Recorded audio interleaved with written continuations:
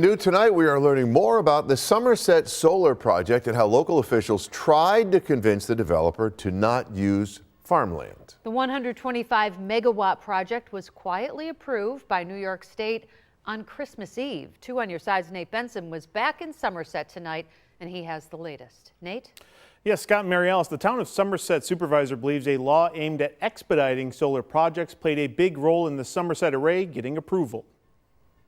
Local and county lawmakers in Niagara County are quick to point out that they aren't against solar power. No, not against it. And they aren't even against the proposed solar array project at the former Somerset power plant.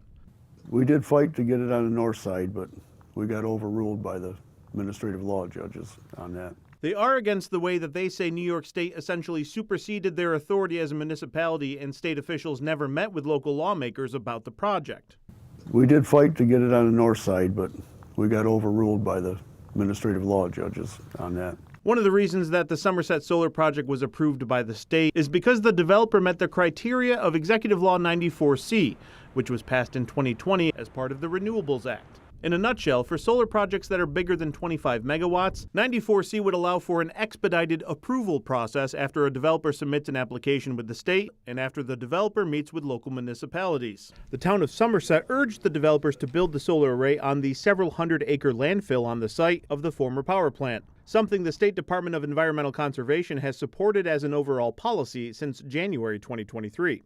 Administrative law judges decided it was overburdensome to put everything on the north side of the road. A lot of people wanted to put on the hills down there, and they said that was overburdensome.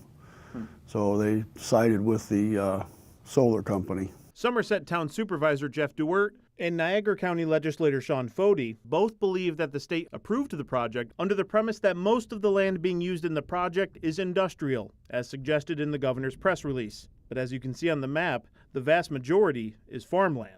A spokesperson for the New York State Department of Public Service says in part that there was a timely, detailed, and transparent review process. The state also points to a ruling that there will be no permanent damage to the farmland and that when the panels are decommissioned decades down the road, it could be farmed once again. We're a big farming community down here, and we like to see it all stay farming community, but granted, like I said, we've tried on the north side of the road to get everything over there, and we just got overruled by the state.